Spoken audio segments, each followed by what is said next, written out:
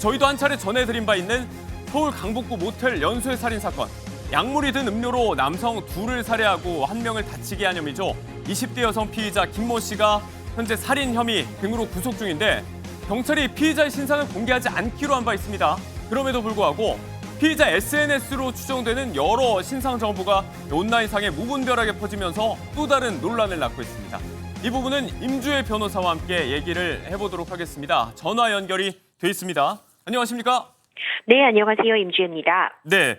자, 앞서 말씀을 드린 대로 지금 피의자의 것으로 추정되는 신상 정보, SNS라든지 사진 등이 무분별하게 확산이 되고 있는데 자, 이런 것들이 지금 사건의 본질과는 관계가 없는 피의자의 용모 평가라든지 여기에 따라서 피해자 유족들에 대한 2차 가해가 이어진다. 여러 가지 우려를 낳고 있습니다.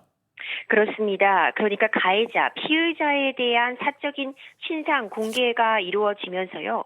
오히려 이 가해자의 SNS 등이 팔로워 수가 늘어나는 그런 기현상을 보이고 있습니다. 네. 이 피의자의 외모에 대한 이야기를 하면서 예쁘다라는 외모 칭찬이 있다거나 친구가 없어서 외로워 보인다. 이런 외로움 때문에 범행을 저지른 것 아니냐. 사실 피해자와 유족들에게는 상처가 될 만한 이야기들이 인터넷상에 퍼지고 있어서 좀 우려스러운 지점인데요. 네. 우리가 이전에도 이런 상황들은 발생을 해왔습니다. 가해자의 외모나 그들이 한 옷차림, 일명 블레임룩이라고 해서 이런 부분이 인기를 끈다거나 하는 현상들은 종종 발생해 왔지만 이번 사안 같은 경우에도 그 범행의 잔혹성이나 피해 중대성을 고려할 때 이렇게 사적인 부분이나 외모가 부각되는 부분은 적절하지 못하다는 비판 충분히 가능해 보입니다. 예. 자, 경찰이 피의자의 신상을 비공개 결정을 했는데 자, 그렇다고 해도 이제 누리꾼들이 하나하나가 이렇게 뭔가를 추정하고 퍼다 나르고 하는 점들을 일일이 지금 막을 수가 없는 실정인데 이렇게 법 테두리 바깥에서 신상털이식으로 이른바 사적 제재가 이루어진다는 부분 지금 앞서 말씀하신 대로 한두 차례 있었던 일이 아닙니다. 논란이 꾸준히 제기되고 있어요. 그렇습니다. 그러니까 이런 가해자들의 신상을 개인이 나서서 공개하는 일도 이전부터 있어 왔는데요.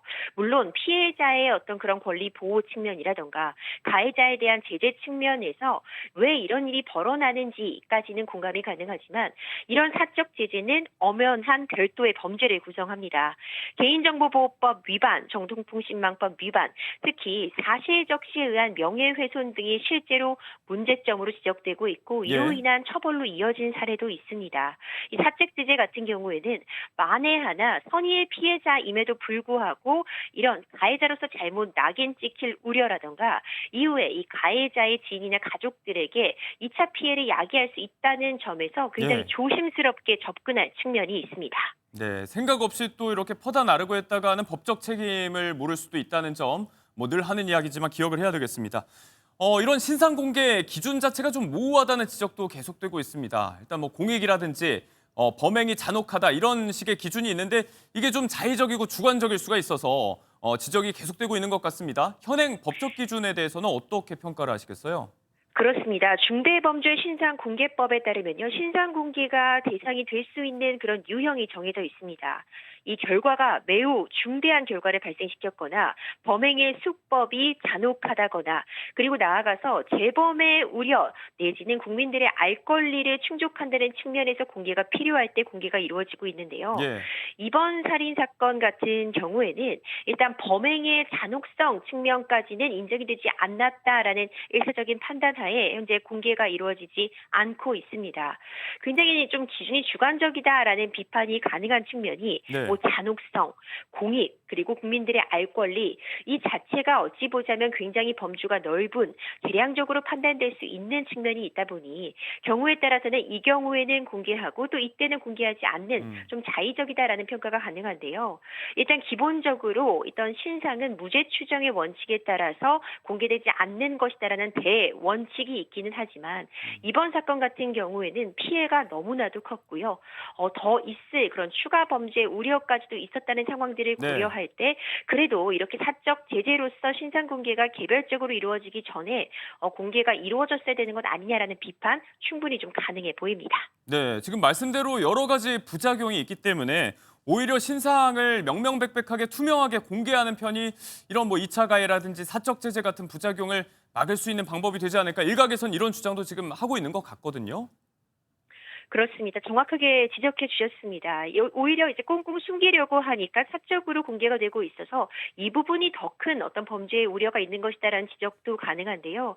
일단 기본적으로 신상 공개가 되는 대원칙에 따라서 신상공개심의위원회에 개최를 맡기고 그에 따른 결과가 이루어지고는 있지만 예. 또 이제 법을 만드는 입장에서는 가해자에 대해서 무분별하게 신상이 공개가 되면 이 가해자의 지인이나 가족들 그리고 무엇보다도 오히려 피해자의 신상이 공개될 수 있는 그런 우려 때문에 또 공개를 좀 주저하는 경우도 현실적으로는 발생합니다. 예. 이런 부분에 대한 예방책을 정확하게 덧붙여서 신상 공개와 관련해서도 보다 촘촘한 규정이 만들어져야 되지 않을까 생각이 됩니다.